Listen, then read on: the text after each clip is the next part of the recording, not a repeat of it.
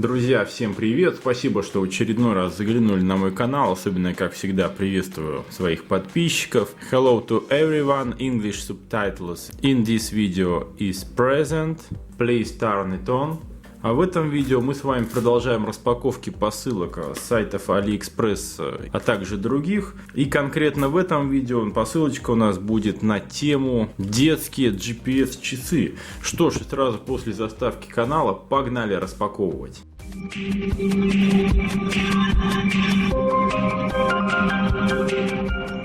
Итак, детские GPS-часы. На самом деле Китай производит огромное количество самых разных моделей этих детских часов.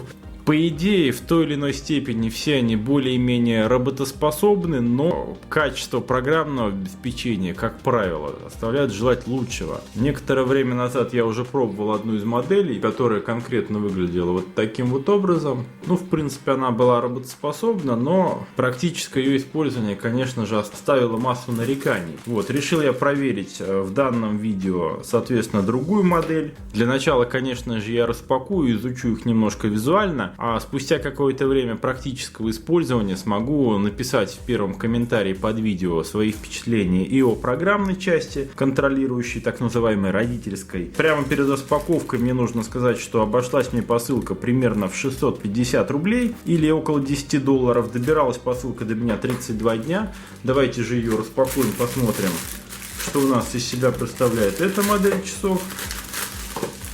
Так, кстати, заплатил я 10 долларов, а во сколько у нас продавец все это дело оценил? Он оценил это все в 3 доллара. Вот, такие вот дела. Как правило, 3 доллара обозначает, сколько реально для него эта посылка стоит. Вот.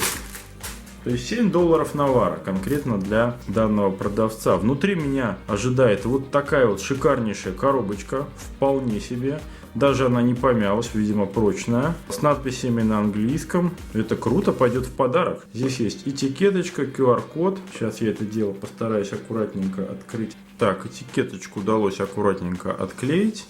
Делаю я это ввиду того, что этот QR-код и вот эти все номера, которые здесь написаны, они могут потребоваться при конфигурировании. Переклеил я его вот так, чего и вам рекомендую, по всей видимости. Так, достаем. У нас здесь есть часы, зарядный кабель, USB на micro-USB стандартный, но, по-моему, не особо высокого качества. И небольшой user manual, который нам показывает на английском языке, кстати, правила пользования данным устройством. Демонстрирую, пожалуйста. Все очень просто. Антистатический пакет, как ни странно. Так, здесь также есть QR-код. Ну вот, если их сравнивать, конечно же, видно, что эти часы все-таки поинтереснее, посимпатичнее. Здесь уже присутствует камера. Так, скрыл, соответственно, я часы. Здесь у нас защелка наподобие, на самом деле, сотового телефона. Внутри мы обнаруживаем аккумулятор. Здесь, по-моему, модель PL582728. 3,7 вольта, 4,2 вольта, 400 мАч. Это все, что здесь удается понять. Так, аккумулятор у нас на проводочках. Так, и внутри у нас есть слот под сим-карту. Такое вот внутреннее устройство. Так, часы пришли в разряженном состоянии. При попытке включения к моему обычному зарядному устройству часы не захотели заряжаться. Более того, потребление блока питания показало 0 Вт, то есть они не заряжались. После этого я подключил штатный зарядный кабель, который шел в комплекте снова к тому же устройству, к тому же заряднику. Сейчас часы у нас отобразили, что все-таки hello, и они начали заряжаться. Потребление у нас 2 Вт идет. Надо подождать, пока они нормально зарядятся. Ну что ж, друзья, а я заканчиваю видео про вот эти, соответственно, интересные достаточно часы. На данный момент уже несколько дней мы их поэксплуатировали, попользовались. В принципе, емкость аккумулятора более чем достаточно, хватает их на несколько дней. Вот, то есть даже по идее можно не ставить на зарядку каждый день. По основным характеристикам мне эти часы очень напомнили одну из предыдущих моделей похожих часов. То есть в принципе они очень схожи. Единственное, здесь у нас более удобный ремешок, уже более серьезный такой, он поворачивается вот так. То есть здесь было сделано вот таким образом. более качественный дисплей, уже сенсорный экран, единственное, который не всегда срабатывает так, как этого бы хотелось. Встроенная камера, в принципе, тоже функционирует. При установке в часы сим-карты возникает два момента. Значит, первый момент — это, конечно же, необходимость присутствия на карте подключенного интернета. Если интернета нет, то фактически часы у нас из GPS, отслеживающих часов, превращаются просто в часы телефон. Фактически можно пользоваться ими для того, чтобы осуществлять звонки, для того, чтобы принимать звонки. По идее, кому-то уже такого функционала, в общем-то, может хватить, и уже можно этим пользоваться.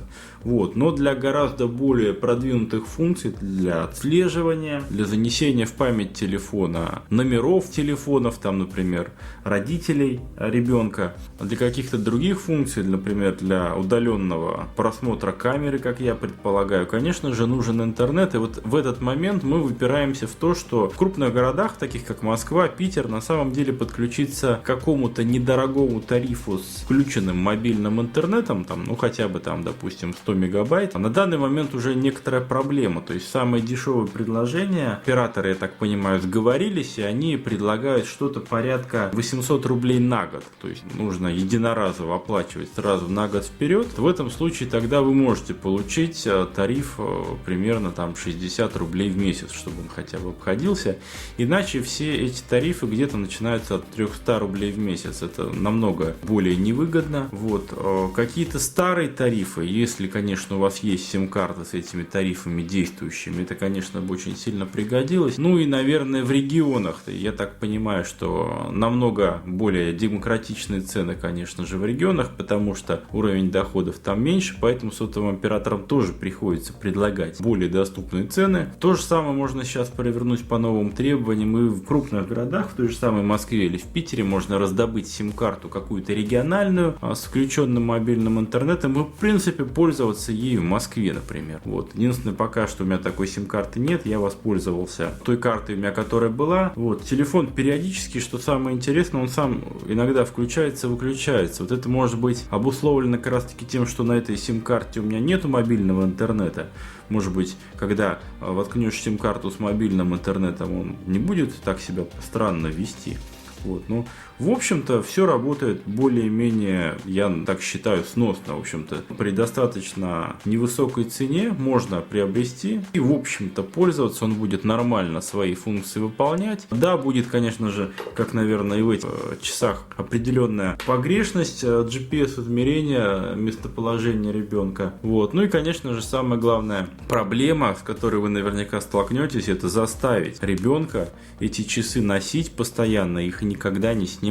Вот, потому что мыть руки, то есть по идее у нас часы, по-моему, не сильно влагозащищенные, ну, как бы брызг они не боятся, может быть, приловчиться как бы и мыть прямо в них, вот, но если как бы бояться за них, то приходится их постоянно снимать, а если ребенок их снимает, скорее всего, он с высокой долей вероятности, можно сказать, что он их потом их не наденет, то есть они могут быть забыты там в детском саду, в школе, в рюкзаке в школьном, еще где-либо. Вот, у меня тут на прогулке ребенок прицепил часы к рулю велосипеда, на котором он ездил. Ну и в принципе практически всю прогулку он там бегал, потом велосипед валялся вместе с этими часами. Ну вот у меня с этими часами такая же проблема была, и с этими в принципе все повторяется.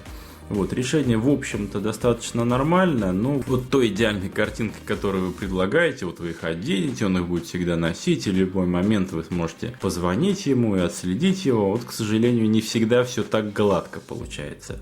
Вот, но модель часов, в общем-то, мне понравилась. Я буду в дальнейшем изучать и другие модели, вот также буду делиться с вами информацией. Вот, кому любопытно на эту тему, посмотрите еще видео, вот в верхней части экрана здесь было, и о других моделях, там порядка 5 или даже 10 различных моделей в том видео есть. Вот, я же на этом видео пока свое заканчиваю. Если у вас такая же модель часов, обязательно тоже напишите ваши впечатления, это всегда очень любопытно. Вот, если вы знаете какие-то более классные модели для взрослых или наоборот для детей, то же самое, делитесь опытом. Вообще, давайте это видео использовать как площадку обмена информацией о подобных девайсах. Что-нибудь наиболее удачное совместными усилиями выберем и будем всем рекомендовать. Все, в самом конце у меня, как всегда, формальности. Спонсорами этого видео являются международные площадки AliExpress, Tmall, Gearbest. Список лучших товаров по моей версии, как всегда, ищите в описании к видео. Желаю вам спокойствия за ваших детей, безопасности, чтобы ваши дети никогда не терялись, а вы никогда не нервничали по этому поводу. Всем удачи, пока!